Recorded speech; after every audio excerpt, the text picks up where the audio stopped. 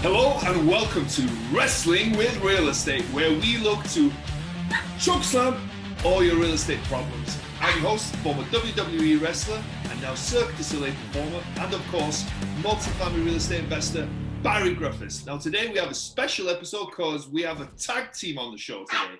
We have two guests here today. We have Patt Jackson and Matt Crawford. Hey guys, how you doing? We're good. Doing well. Good to see you, Barry. Yeah, good to see you guys. Good to see you.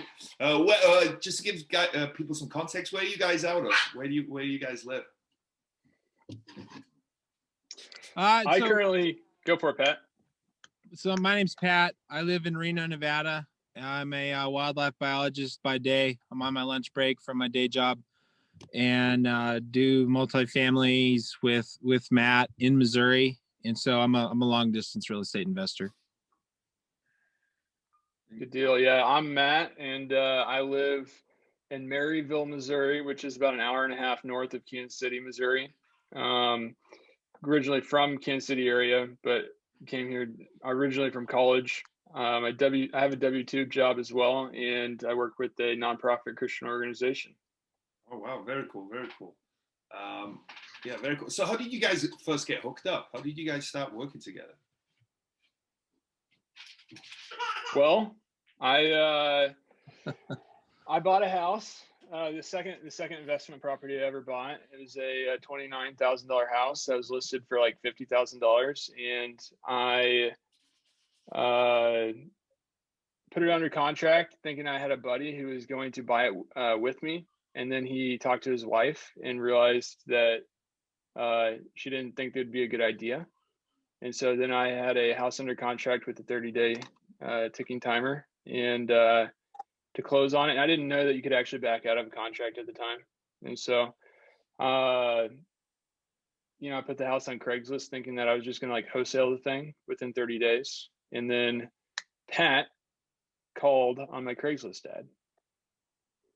Oh, okay. So Pat, where did you that's Matt's side of things, right? So what you were just looking in Missouri for properties? How did that come about? Well, I normally, when Matt and I are asked that question, I always just say we met on Craigslist. That sounds, yeah. For the sake of brevity. So I started investing in St. Joseph, Missouri, and Maryville, Missouri is about 40 minutes north of St. Joseph.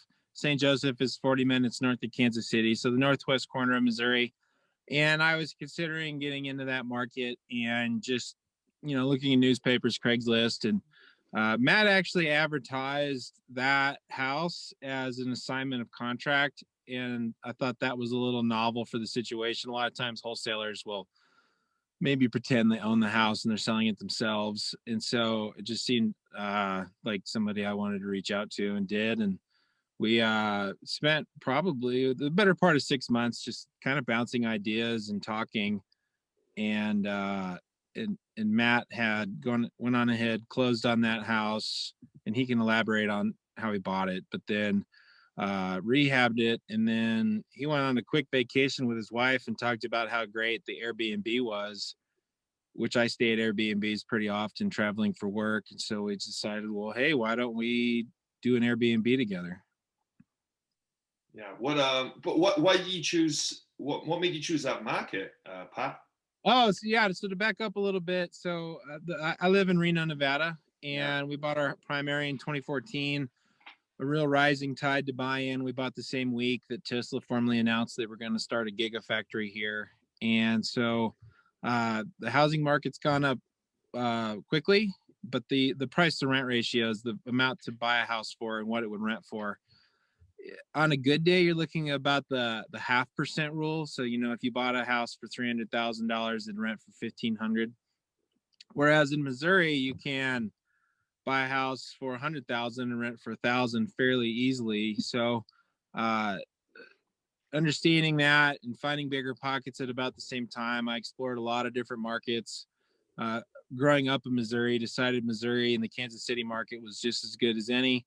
And then looked in St. Joseph, where Kansas City is a buzzword and has a lot of national and international attention to investors. But St. Joseph is a town of 75,000 people, and it's been between 70 and 75,000 people since 1920.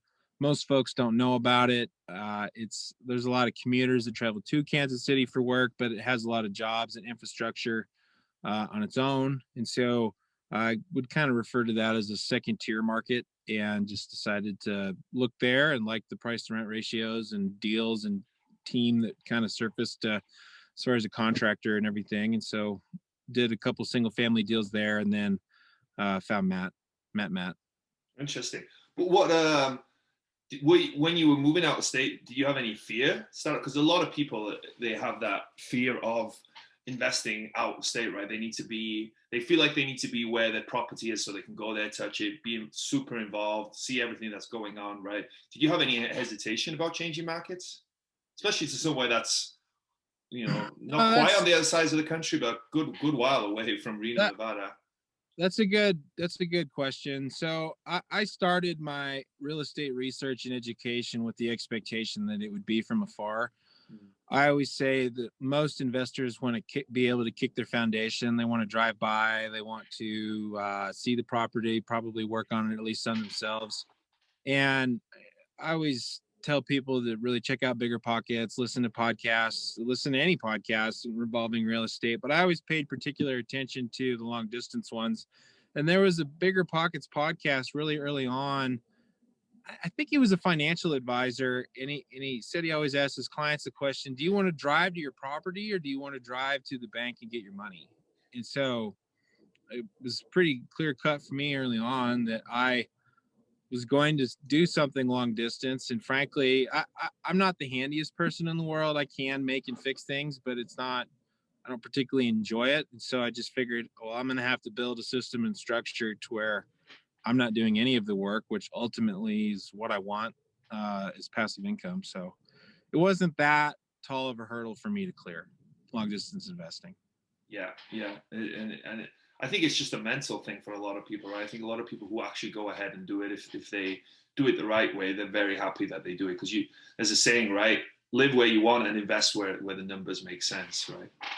I would agree with that. If you think about just evolution of technology, there's never been another point in time in the history of humanity that it's been easier to live in one place and work in another, and almost doing anything, and certainly in purchasing and owning real estate. Yeah, for sure. So Matt, let's go back to that first property. Pat's kind of warmed you up for that a little bit, and a little bit of a story there, I'm guessing, with how you closed on that first one and what kind of happened with that one. Yeah, that was actually my second investment property. But so again, I put it under contract, didn't realize that you could actually back out of it, and really didn't think about the ramifications. I was just thinking, I have to do this and I have to figure this out in the next 30 days. And so I and I'm just like educating myself like crazy through Bigger Pockets, watching webinars, listening to podcasts, just trying to consume all and every information I could, just in terms of how to make this happen, make it work. And so I kind of learned about private money, and then I more or less post an ad on Bigger Pockets, just for private money, looking for private money to fund the deal, and ended up getting a private money lender to lend me, I believe, it was over 90%. So he lent me it was $29,000 purchase price. He lent me $25,000 at 8% for over 5 months, and I just paid interest only payments. And I used money from the HELOC on my personal residence to rehab the house. So I put $20,000 in it. Did a successful BRRRR. It appraised for 68. So I went to a bank and got a mortgage on it for $51,000 and paid him off and paid myself back. Wow, awesome. So how did that conversation go? So it's one thing to post, hey, I'm looking for private money, right? Like most people are, but to then from that post to getting that person to agree to it, was that a difficult thing? Because I imagine like this guy's never met you, right? He doesn't know who you are. He's not friends and family or someone who knows that, you're a good guy and stuff. It's just someone off the internet. So how did you how did you both vet each other out? How did you guys get to a point where you both had that comfort level? And I guess there's not so much risk for you, but there's a lot of risk for that person that lent you that money, right? Yeah, and he was a guy from California, super nice guy. Still haven't met him to this day. And Okay. I still talk to him though. And, you know, at some level there is security in the fact that, you know, he was in first lien position on the house.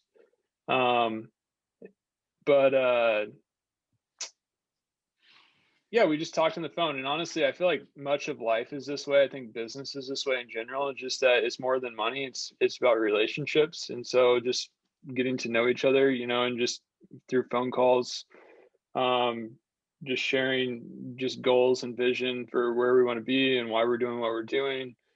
And just got to a point to honestly over a couple probably hour-long phone calls to where he was more than willing to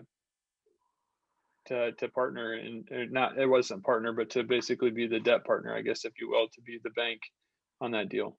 Yeah, well, essentially he is the partner, I guess, right? If he's bringing a lot of the capital, he's not maybe sharing in the upside, but he's, you know, is a partner on the deal. Good deal, man. Yeah. That's a cool deal. Not a bad end product after all that was worked out. But then this started you two guys chatting, right? You and Pat chatting, and you guys chatted for how, you know, was having conversations for how long? 6 months until you started to decide to do something with each other? Yeah, that was September. And then when we started doing that, honestly, it probably wasn't even that long. Was it November or December, Pat, when we decided we were going to do the Airbnb? We actually Airbnb'd that house out. Oh, that property. That exact house. Yeah, we ended up Airbnb-ing it, and I owned the house, and Pat, he furnished the whole thing. And honestly, it's probably a better deal for me than it was for Pat, but it really forged our partnership and friendship, and really was a pretty low risk commitment to understanding how we would work together. One thing to note too, why we did that was this is a college town. This is a Division II college town. Northwest Missouri State University is here. And so I'd say over 50 to 60% of our tenants, if not more, are college students. And the leases generally go from May 1st through April 30th.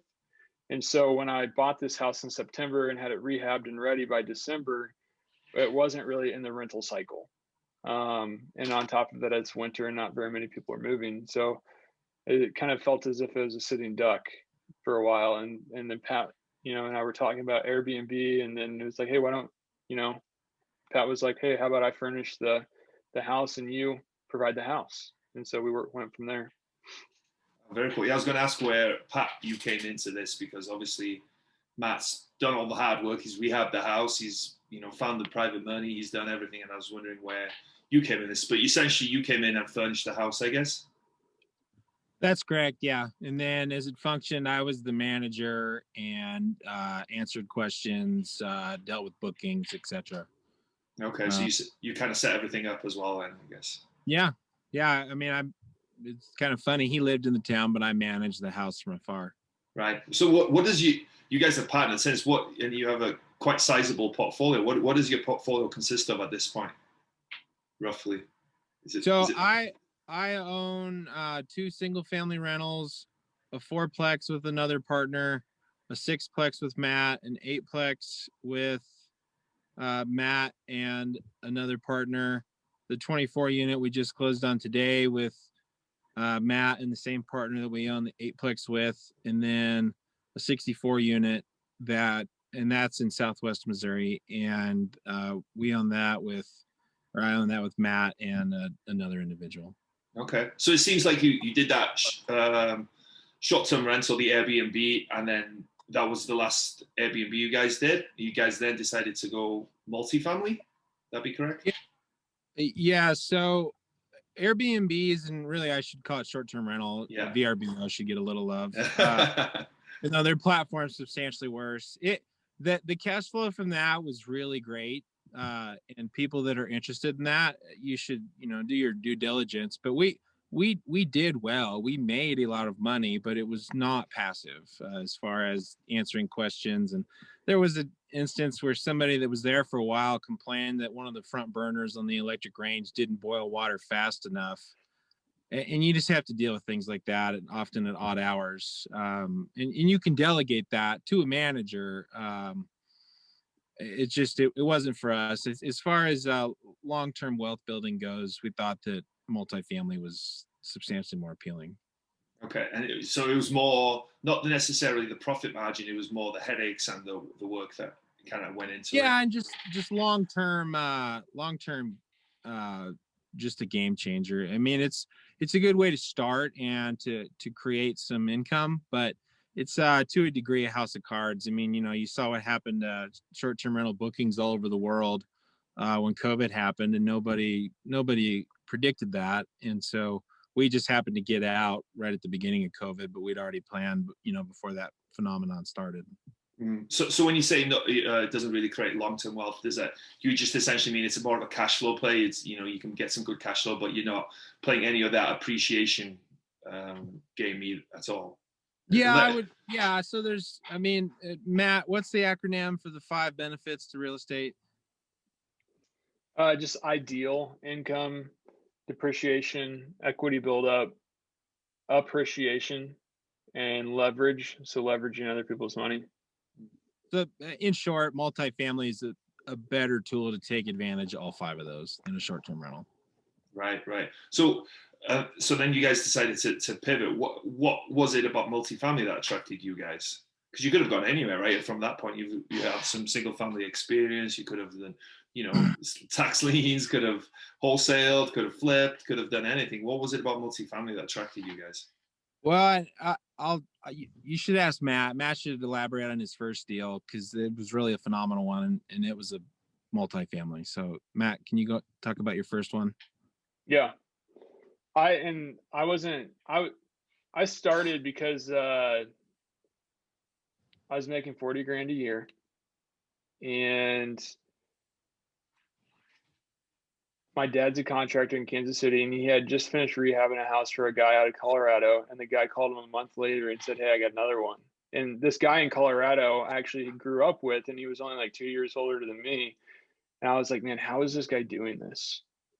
And it just got it to a point to where then I ended up watching this this webinar with Brandon Turner on Bigger Pockets, and it was how to buy your first or next rental property in the next 90 days. And I sat there and watched that, and I thought to myself, I am going to do this. I don't know how I'm going to do this, but I'm going to do this. I just never thought it was possible, making like roughly $40,000 a year, and I'm doing the best I can to save up to buy my family a new car, and thinking this isn't in my frame of reference at all until I watch this podcast and I see this other guy do this, and I think I'm going to do this. And so 74 days later, I put this thing under contract, and it was a 7-unit apartment building. A year prior, it was listed for $98,000. It's incredibly dilapidated. Like, think, drug house, dilapidated. It's in Maryville, Missouri. It's not in a bad area. There really isn't a bad area in Maryville, Missouri. But this thing had just been kind of let go.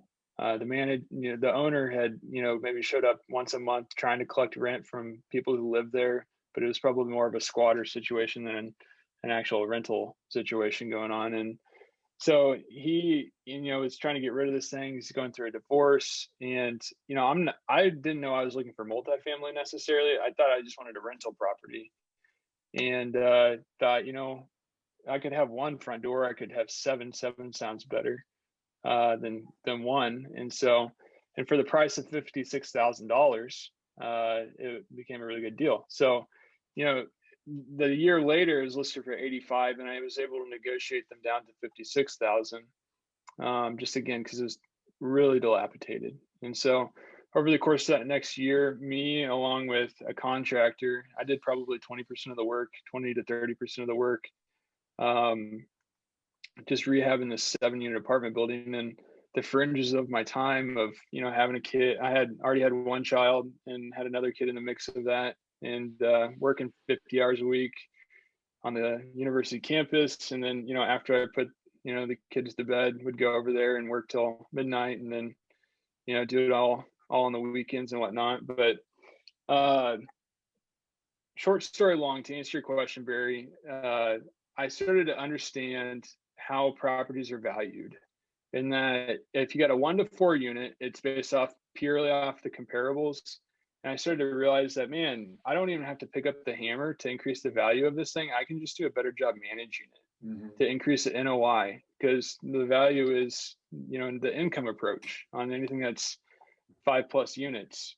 And started to realize that, man, I can increase my rents. Because, if my rents are below market rent, I can, increase my rent, and then it's going to just instantly increase the value of my property because I'm increasing the NOI, or the net operating income. And,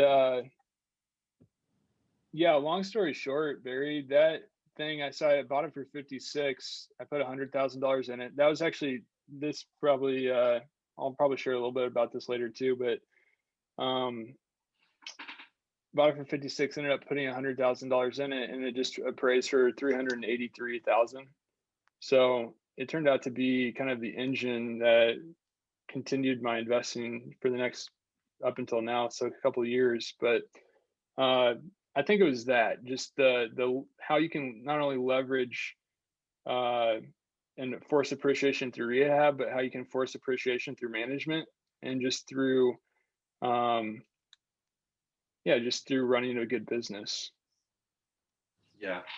No, I love that about it as well, right? And you have that control, right? If you're able to control the NOI, right, the net operating income, even if you aren't able to increase the rents and don't have to do any physical value add, just by operational efficiencies, by improving the operations, you can increase the value of the property and the cash flow and everything about it, right? So I love that about it too, man. It's so powerful what you can achieve through just simple things as better management. So then you guys have scaled quite a sizable portfolio, right? You guys are over 100 as a partnership. You guys are over 100 units, I believe, right, at this point. How are you guys able to scale to that point? Because you guys started in 2017, I think you both said. So to scale, in quite a short period of time to over 100 units. How have you guys been able to do that? Do you guys have a ton of money in the pockets? We're able to throw that money around, or are you using other forms of financing to get these deals done? We don't have a big bag of money, so we had to get creative. Living in Reno, pre-COVID, there was a meetup in Carson City that focused on seller financing and really notes, and the buying and selling of notes. Dawn Rickenbaugh, and she has hosted a summit up in South Lake Tahoe, and Matt and I went to that, and there were speakers on any number of topics, and seller financing was particularly encouraging to us. We went to that summit. Well, to back up a little bit, we put a 6-unit under contract for $250,000. I came in with a down payment of $50,000, and Matt did the work. It didn't need anything big, just kind of paint and switch out light bulbs to save on electricity type work. And we think that property's worth $440,000. And so, to buy for $250,000 and to really just through proper management and very light rehab, drastically increase the value. So we did that, had that experience, and then got an 8-unit apartment under contract. And that's above an auto parts store. The auto parts store is a tenant. We don't own that business. And so had that under contract, brought it to the summit, had already offered on that property a year prior, and a retired broker who also attends that meetup in Carson City knew about this. We pitched the deal to this group at the summit, got a lot of feedback, beat up a little bit, but it was good for us. And ultimately that retired broker decided that he wanted to invest with us in Missouri. And so he was in a 1031 exchange. And so he came in with a complete down payment to get into that 8-unit above an auto parts store. And Matt, do you want to talk about the specifics of the numbers on that?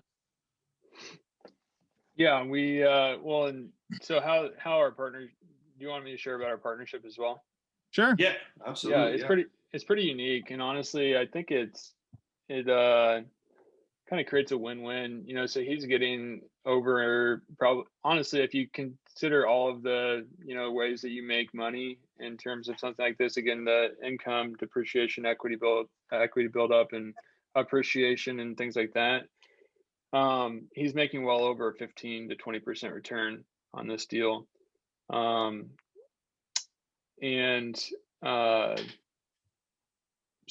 he brought the down payment. Pat and I get a third each. So I have a third of that building. Pat has a third, and the other guy has a third. So we split the cash flow, one third, one third, one third.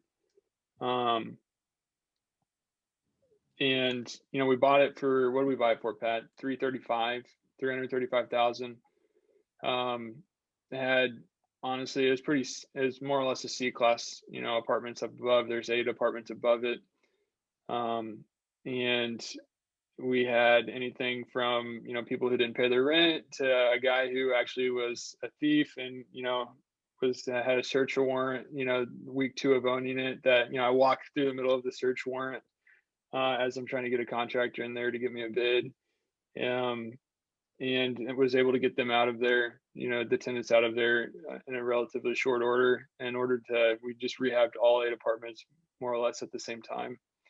Was able to get a construction loan through a local bank here, and they provided the money for the construction, put about $120,000 into the apartments themselves, $110,000 into the apartments, and rehabbed them they're probably some of the nicer apartments in Maryville. They look, brand new cabinets, brand new floors, new bathtub and showers, new appliances, stainless steel appliances. So just made them honestly pretty nice looking apartments that for Maryville, they're getting, for a 2-bedroom, they're renting for $750, which again, in Las Vegas, that's not very much. But in Maryville, Missouri, the market rent's probably $300 to $330 a bedroom. So it's kind of on the top end. Yeah, very cool, very cool. Sounds like a good deal. You said that you guys, you attended a summit and you realized like the power of creative financing, right? And using seller financing and whatnot. Have you done that quite a bit to scale your portfolio as well? How many deals have you done? I got Matt, a couple. Matt, you need to tell your duplex story too. Okay. So it's really, it's your deal alone, but it's still a cornerstone in how we're trying to do things moving forward. Yeah. Yep. Well, there's 2 deals. So actually, when we were closing on when I went and closed on that deal, so the building with the auto parts store with the 8 apartments above it, that day, I was in there in the title company's office, and this guy walks by and it's like, "Hey, I know you," and it's like I had been in a group with him before and in a Bible study, and I started talking to him. And he's like, well, and he actually happened to own the title company. And he's like, "What are you doing here?" And I was like, "Well, I'm just buying some real estate on the side as well as working on campus." He goes, "Well, I got something you should buy." And I said, "Okay, tell me about it." And he was completely joking. And I was like, "No, tell me about it." And he was like, "Well, it's this 2-bedroom, 1-bath house, and he's like, the tenants just left in the middle of the night and I'm just done." He's like, "I 1031 to farm into it and trying to just not pay taxes. And, I'm just going to bite the tax bullet and get rid of it." So 2 hours later, I'm over there meeting with him and looking at it and discussing numbers. And we started talking about money, and I say, I'll just say his name's Dave. And I said, "Dave, the last deal I didn't have any money in it." And he just kind of looks at me, and we were talking about owner financing. And I asked him if he'd be willing to do it. And he said, yes. And I said, "Dave, again, last deal I didn't have any money in it." And he just looks at me and goes, "I'll finance 100% of it." So he just financed 100% of this house over 20 years for, I think, 3%. It might be 4, but I'm pretty sure it's 3% over 20 years. So I have a free house. And as I look at that, like the cash flow on that, the house right now, it's rented for $725 a month. The mortgage on it's $420 a month. there's some cash flow in there, but you're not going to get rich doing that. But as I look at that, it's an $80,000 house. If 20 years from now, when that thing's paid off, it's a bank account. It's a savings account that someone else is paying money into that I didn't even have to jumpstart it. It's literally like that's a kid's college or whatever you want it to be in 20 years from now. But it's literally it's doing something that took literally none of my own money and just jumpstarting something that, 20 years down the road is, Patt will call that throwing a football into the future. It's not necessarily going to change my life today, but it is in 20 years from now. Same thing with this duplex. I have this guy, this college student working for me, and I told him, hey man, I'll give you $1,000 any deal that you bring to me that I bring to closing. And he calls me and says, hey, we got this duplex you need to look at. And so I drive over there and he's like, yeah, I set it up. It has a for sale by owner sign in the yard. And so we go over there and look at it. And I'm thinking, man, this is not what I do.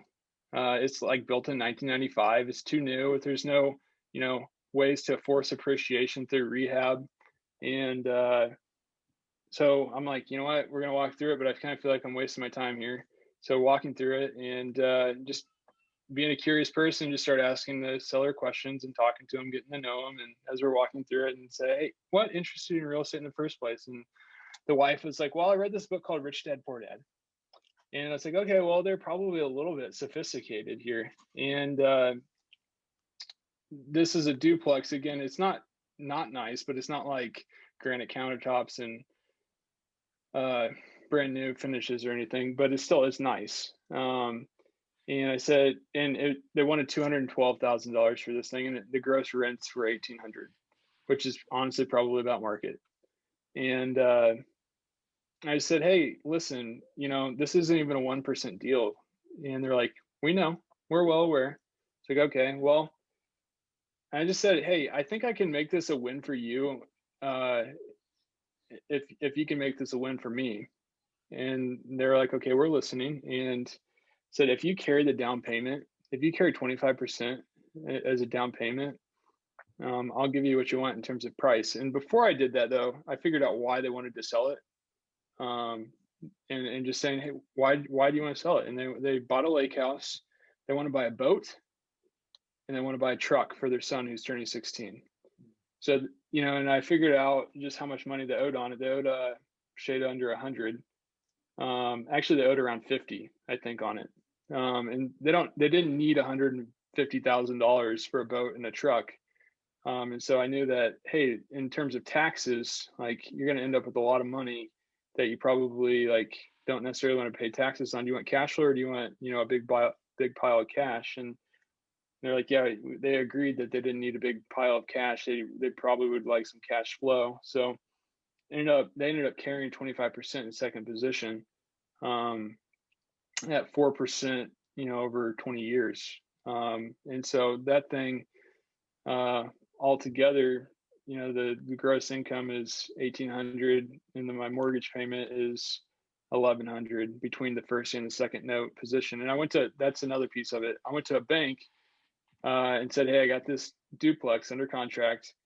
I want you to loan me, 75% in first position, and then the seller's going to carry the 25% in second position. Actually, there's these other details too. It needed a new roof, so the owner replaced the roof before too. I negotiated that in, and then also I negotiated in the HVAC system. The air conditioners were original, and so I wanted a credit. So they gave me $6,000 in cash at closing. So I walked away literally from this deal with like between the security deposits and the $6,000 credit. I walked away with like $7,000 in my hand at closing, bringing no money of my own, and then having this asset that's putting money in my pocket each month. From doing like, and again, you're not going to get rich doing that, but it's just like, hey, in 20 years from now, when the second note's paid off, or in 15 years from now, when the second mortgage is paid off on the thing, I'm going to have over $100,000 in equity in this thing, if it doesn't appreciate in value at all, which again, we know that on average in the United States that real estate appreciates at least 3% per year. So yeah, it just seems like a good idea to me. Yeah, for sure. Seems like a great idea to me. What? How did that conversation with the bank go? Was it the first bank you walked into that they agreed to that? Because not every bank likes you don't have any skin in the game, right? Because they feel like there's more risk with that. How many conversations did you have to have, and did you have to frame it a certain way to get it approved? That's a really good question, Barry. The first banker that I did my first deal with is the guy who did it, and part of it is, you know, I don't know I think there's a bunch of C's that the bankers look for, is like character, cash, credit. I don't know exactly what they are, but I had a track record of, and this guy Clint, he had seen it, and he had witnessed, like, hey, this guy, uh, does what he says he's going to do. He keeps adequate amounts of reserves, set aside for each property, to where it can take care of itself if there's a storm. You know, yeah. So I don't know. There was just kind of a track record with this guy already with this bank. I don't think you could walk into U.S. Bank or Bank of America and do that. But it's a relationship bank, and it's having a relationship with these people who understand what you're trying to do, I guess. And yeah. Yeah. Do you think had you had no track record, even though it's a local credit union or a local bank, I'm guessing that you're dealing with, do you think that there's a way that you could have made it work if you didn't have that track record, if you hadn't had that relationship with them, or do you think that they'd always want that? I'm just thinking for someone who's may have found a deal like this, who might be looking for someone to finance something like that for them. Pat, you got a thought? Yeah. So I think it's important to note, and I say this often, your net worth is your network. And so we've been able to do as well as we have in the time period because of our network and building and maintaining and improving relationships. I don't think that bank would have done that deal or some other deals that involve some seller carryback without a relationship. I think it's also worth noting the retired brokers from California that we own that 8 unit with, and now the 24 unit with. And he's remarked more than once that second position carrybacks and banks just aren't a thing in his market, at least that he's exposed to. And there's, Missouri has a lot of agriculture. And from my understanding, I've never purchased a farm or done any business in agriculture, but that seller financing is substantially more often part of the transaction. So these smaller, more rural banks, it's not as foreign of a concept, but different banks have different pain points and comfort levels. Case in point, in Northwest Missouri, this bank that allows seconds as carrybacks, they don't like to do cash out refinances where you don't have any of your own money in after you've added value. But they also have a construction loan product where they will finance 75% of the job, which is the purchase and the rehab. And then a competing lender in the same market, they don't even have, they don't do construction loans. They don't underwrite them. It's just not what they do, but they will do a cash out refinance and completely cash you out and even pay you more money than what you have been, and, on a Burr type thing. Similarly, in a different part of Missouri, but still in Missouri, the bank that we use to purchase the 64 unit, their status quo, they don't allow second position notes to be part of the down payment, but they only need and require 15% down. So different small banks have different preferences and different things that make it a win-win for them. Yeah, and I think it's about having those conversations, right? If you just take a no straight away from one bank, or you don't try and have a few different conversations, you won't understand, like you said, what those banks can offer to you, right? You can use different banks for different deals, but it's all about having that relationships, like you guys said. The 64 unit that you guys took down, what's the story behind that one? So again, your net worth is your network. I started shopping around in Southwest Missouri, predominantly around Joplin, Missouri. A couple years prior, had a couple small apartments under contract, decided to not purchase them during the due diligence phase, and built and maintained a relationship with an agent. He's an investor as well, about my age, and just we bounced a lot of ideas. We texted a lot. He's got a son about the same age as mine. and just really became friends. And out of the blue, there was a pocket listing for a 64 unit that Matt and I, frankly, kind of quickly underwrote, put an offer on, didn't get, and then a month later it fell out of contract. That buyer had was going through a divorce that took longer than expected, and they wanted to know if our offer still stood. And with a small update, got it under contract because of an agent that I knew. Very cool, very cool. And what was the story on the property itself? Why did you guys like it? So it's a 64 unit south of Joplin, Missouri. It's in Neosho, Missouri. So it's a pretty small town. It's probably important to note that Matt and I, coming from Missouri and smaller town Missouri, feel comfortable in investing in smaller markets than, say, somebody that's from California and doesn't know Missouri. They seem to find more comfort in larger markets that wouldn't blink out. And it doesn't mean that we would buy in any small town anywhere, but I don't think small town America is going to blink out overnight. And particularly in Southwest Missouri, there's just so much infrastructure and in manufacturing and in small and medium employers. There's a lot of jobs. And so we like that. This building is 45, or this property, is it 6 or 8 buildings, Matt? I should know that. It's 6. It's six buildings, 45 years old. The owners, the sellers, owned it in their personal name, a husband-wife team. And there's some deferred maintenance, but they did a really nice job of placing good tenants. They were well below market rents, and so we liked this because there was a lot of value add in both just getting it up to market as is, but then in cosmetic rehabs and some other things that we could dip again. So there's kind of a value increase in just getting it up to market, but then doing the cosmetic stuff, having the potential to increase the value again. So we've seen other investors do very well in that first increase of, oh, hey, this is just mismanaged. Oh, hey, it's under market for one reason or another. Let's just get it up to market as is, and then sell it with plenty of meat on the bone for another value add investor to come in. And that would allow us to have money to 1031 into something else, or to do both stages. And I mean, we're still in the first stage. We closed November 20th, 2020. So the jury's still out on how that'll go. But it was a deal with a lot of meat on the bone. And how did you buy it? Did you guys use any owner financing, any creative financing, any OPM on this one?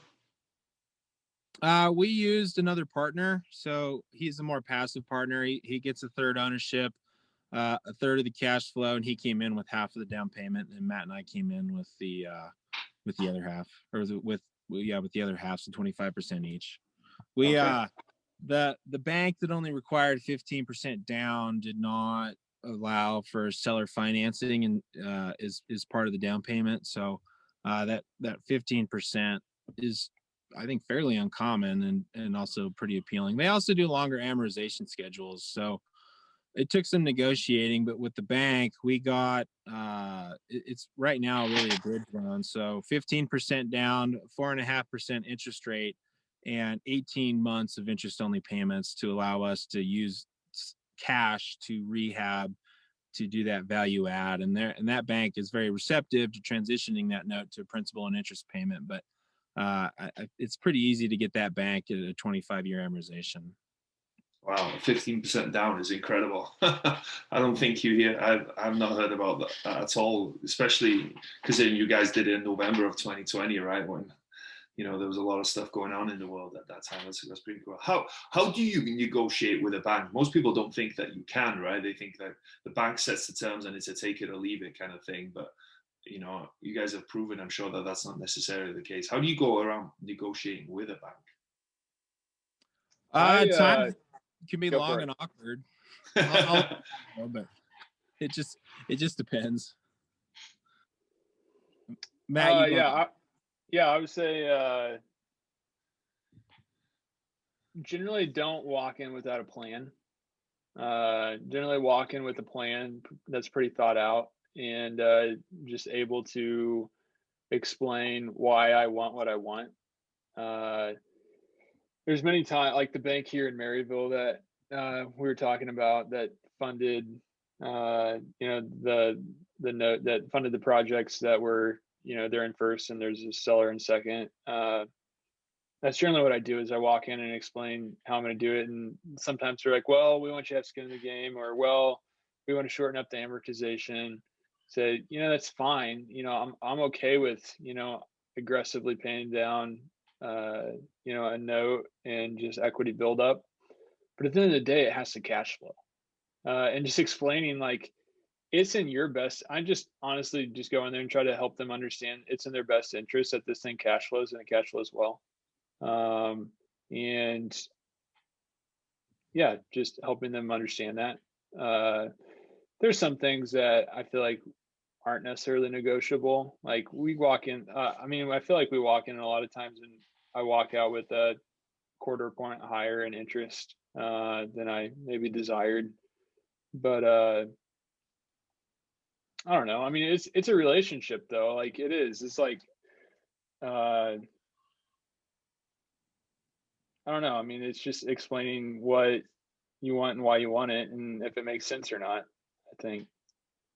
Yeah, and understanding what's it important to you as well, right? Like you said there, that quarter point higher on the interest rate probably isn't going to be a deal killer, right? But if you can get that, you'll pay a quarter point higher if you can get 15% down rather than having to put 25, 30% down, right? Because it's less cash in the deal. It might hurt your cash flow a little bit, but you have less money in the deal. So it's, overall going to be a better return, right? You can use that money for either deals or for other deals, or to finance the rehab on this one. Yeah, at the end of the day, banks are in the business to make loans. Too. They want to be loaning out money probably just as much as I want to be borrowing money, because that's how they make money. And so they're looking to loan out money is another thing. Like, they want to be doing this. I think is probably something that I have to continue to remind myself. Yeah, that's a great point. I'd like to restate your net work is your net worth. Your net work is your net worth. With one banker in particular, we text, like we're kind of buddies. Like, he knows me. Hey, I need a pre-approval letter for this dollar amount. Can you update the last one? Just change the date. He knows my day job. He likes to ask me questions about it. He loves to talk about baseball. So I'm not an avid baseball fan, but I certainly listen when he wants to talk about it. And it's so, relationships are so important, and then demonstrating competency. For the 64 unit, we had a Zoom call with the two bankers. We went over our plan. We talked about properties that we own and how we did the deal start to end and how we maintain things. And through that, we kind of learned, like, well, hey, we're a little concerned that we've seen in the past other people just take too much cash flow up front and the deal fell apart. And on the 64 unit, we kind of have a handshake agreement that during this 18 months interest only payments, that, like, we're not going to take any cash out for ourselves and put it all back into the property, and a few other things in that same vein. And that's what we would have done anyway. So it was easy to agree to that, but it's just kind of, hey, we're all human here. What do you want? What's going to make you comfortable? I know when I first started long distance investing, before I had met Matt, I scheduled meetings with a handful of bankers and used the bigger pockets calculators and had some printed out pieces and showed them the numbers and what I wanted to do, and demonstrating a level of sophistication and professionalism, but then also just being a person and meeting. I'm constantly impressed at how important it is meeting in person at least once. I would tell anybody that's a long distance investor that your life will get a lot easier if and when you travel and meet the people on your team that you'll work with, and especially banks. I don't travel often to Missouri, but I in the last 3 years, I've probably gone there 10 times for various reasons for real estate. And the reasons for those trips have evolved, and being from there, I can kind of double dip on some family or friend visits, but it's important. Yeah, absolutely. It's important to meet people face to face, like you said, so they get a feel for who you are as a person, right? Because that's important to them, and also create that relationship, like you said, to the point now where you're texting these people. That's great. Any other interesting creative or different deals that you guys have done before we jump into the last part of the show? Well, we just closed on a 24 unit today, and the 15% of that down payment was a second position seller carryback, and it took a lot of Matt's time to get there. Matt, you want to talk about that story? What should I share, Pat? A lot of it. Yeah, sure. I don't know. Just the I mean, at a minimum, the details of the second position note. Yep. Yeah, it was a long time in coming. There's honestly a healthy amount of other factors that were that factored into it in terms of actually like doing the deal.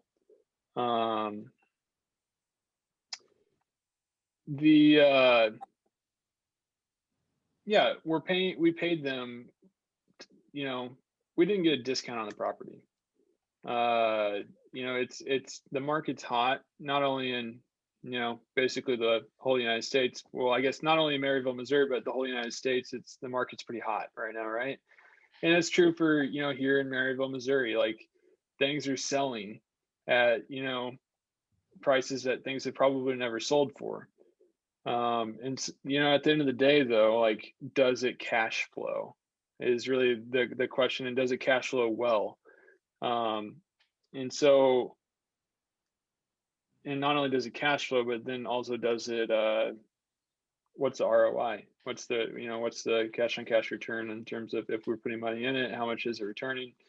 And so we ended up, and talking to the seller I initially pitched them bringing 30% and carrying 30% in second position. I said, we're probably not going to do that, but we will do 15. And so they're carrying 15% for 360 months, which is 30 years at 4%, which is, I guess, pretty unheard of. But yeah, so I mean, there's that. And then the local bank that we did do this deal with, they would really like to have sold 20%. So we brought on another guy who brought the remaining 5% to make 20%. And he's winning because he had money that wasn't being leveraged, or money that he wasn't making a return on at the time. And so he's going to make, at minimum, again, actual realized cash on cash return, 8+%, not including principal pay down, not including depreciation or appreciation. He's making 8%, starting more or less maybe even like next month, on money that he wasn't making anything on.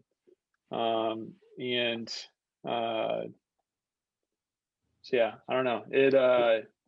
It became a win for the sellers too, because now that's honestly the thing that I really like and would even emphasize just with seller financing is a lot of times, like, when people most people don't need a huge pile of money in cash in their bank account. Most people need monthly cash flow. Most people need enough, cash this month to pay for this month's expenses. And to have something that continues to give and automatically deposits money into their account, for the next 30 years, and they're making a return on it, is pretty awesome for them as well.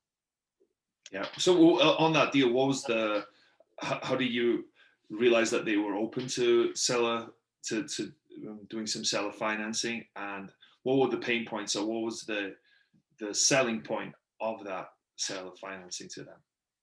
Just cash flow? Pat, do you remember how that happened? Yeah, I mean, so I need to talk Matt up. I mean, right now he lives in Maryville, and he was able to visit with these sellers numerous times and figure out what they wanted. And I mean, but yeah, that's what you told me. They were just drawn to, I think, the it works out to where they're going to receive $1,145 a month for 30 years. And so frankly, they did a very great job of maintaining this property, and they did do some rehabs. The units are of high quality. There's not an apartment that's closer to campus than this one. But they bought right, and they held on to it, and appreciated, and the higher price worked for us. And so they got to pocket some cash and pay off some other debt. But instead, again, as Matt said, of just taking their gain all at once, they're taking it over 30 years in the form of $1,145 a month. So I think often sellers of buildings don't know that it would actually be more advantageous for their life and potentially for taxes to have that cash flow instead of that cash. And I think people don't gravitate towards things that they don't understand. And so seller financing is substantially less understood than most other facets of real estate and real estate investing. So in all of our seller financing deals, there's been like some education from us to them, and we put in a lot of offers that I would still argue that if the seller had fully understood what we were offering, they probably would have gone for it. And that's the ones that don't work out are often where we have an agent and the seller has an agent, and it's just not communicated as thoroughly, instead of being able to go direct to seller and just have those conversations and get their 2 cents. Yeah. Yep. We literally haven't done a seller finance deal that involved an agent. And I think the key word that just came to mind, Barry, is relationships of trust. There has to be trust, because at the end of the day, they have to trust that we're going to pay them back, and trust that we're good for it. And so, like, I think business, real estate, whatever it might be, like, there really has to be trust. And that's established. It's harder. I'm not saying it's impossible to do that with real estate agents, but it's harder to do it when you're playing the game of telephone tag and you're never actually, like, in first person interacting with the person that you're trying to do the deal with. Yeah. Do you think the reason the guys haven't done a deal with an agent like that is because agents don't understand it? They might be scared they're not going to get their commission or something like that? Or do you think it's just more of a communication thing, that there's three persons trying to communicate something than usually maybe two? I think it's both. I think that often agents don't understand seller financing, and then it's that communication. If you've ever been in some kind of group exercise and you have a circle of people where the first person whispers something in the ear and it goes around and you hear what the last person said, and it's always different. That exists with seller financing. We offered on a 32 unit, and in the negotiations, we just said, hey, how about a 30-year amortization and similar terms to what we got on this 24 unit. And the agent came back and said, we're not idiots. We're like, well, who would do that? And I'm like, well, we're about to close on a property where that is happening. This isn't made up. So I think sellers probably often look to the advice of agents. And so if an agent says, hey, this isn't a good deal, then they would listen. But the agent might often be saying that not fully understanding. Yeah, interesting. Well, it's great to hear that you guys are doing it, because I think, like you said, a lot of times people will tell you that it can't be done right now, right? And I it's just like everything in real estate, everything can be done to some extent, right? There's always people doing it, so it's always good to hear that you guys are doing it, and you guys have done it quite a bit to quite a successful degree. So I appreciate you guys sharing that. But as this show is called Wrestling with Real Estate, I'm going to ask some wrestling-related real estate questions. So I don't know how you guys are going to do this. If you're going to tag team or do it individually, but we'll go through the questions and you guys can decide which questions you guys want to answer. But the first one is, what would your wrestling name be? I'd be Good Deal Pat. Good Deal Pat, because you can find good deals. That's right. Okay. Well, so every wrestler has a special move. What do you think your special move in real estate is? So Matt and I talked about this one prior to this interview, and it'd be tag teaming. Matt and I look at problems in different ways. And so, I don't know, there's times where I must admit, I haven't ever been much of a WWE fan, but if Matt's pinned down, I can come over and assist and be like, no, hey, we should look at this problem this way. And he's like, yeah, no, that makes sense. You want to add to that, Matt? No, I agree. Like, it's just one word that entered my vocabulary probably 4 or 5 years ago is word synergy. Just in that, our individual parts added together actually has a greater effect than if we were to just do our own things. And just Pat and I tag teaming things really has a greater effect than if me and him were just doing our own thing. And that's honestly what has made us, I think, just really work well together. And honestly, it's not like if you'll have conflict, it's when, and just knowing how to work through that and knowing how to, like both of us have we both have families with young kids, and, we're kind of in the same stage of life in a lot of ways to where there's things happen and, we have to do audibles, pretty frequently. So. Yeah, very cool. What's been the biggest body slam you guys have taken? I'll answer that one individually. Before Matt and I met, we had met, but I bought a single family house. It was kind of a fast transaction, and it was on a septic tank. It wasn't disclosed, and I thought it was on city sewer. And then pretty soon after I closed, I had to replace the septic uphill, and that was like a $15,000 unexpected bill. So when you say, for people who don't understand, what's the difference and what's the implication? So most houses in towns are on city sewer. Everything rolls downhill, and so you just pay a monthly sewer bill, but everything goes away. A septic tank, and I can't explain the inner workings, but basically it's just processed on site and then goes out into a leach field after it decomposes in the septic tank and drains that way. And so they can be money savers and are very common in a more rural setting. But this particular house, this neighborhood, everything was on city sewer, but for whatever reason, this one wasn't. I didn't think to do any further due diligence on that, which if you don't take anything else away, always pay for the scoping of your city sewer line. Because if I had done that, would have been like, hey, this doesn't go to city sewer, you're on septic. And then I would have made a more informed decision. And so anyway, always have your sewer line scoped. Yeah, appreciate you saying that, because it doesn't cost that much, but it can cost a lot more if something goes wrong, right? So was there a moment that one of you or both of you was standing on the top rope getting ready to jump, but you were too scared? What was it, and how did you overcome it? Matt, do you want to go? I have a response, but I've answered all of them.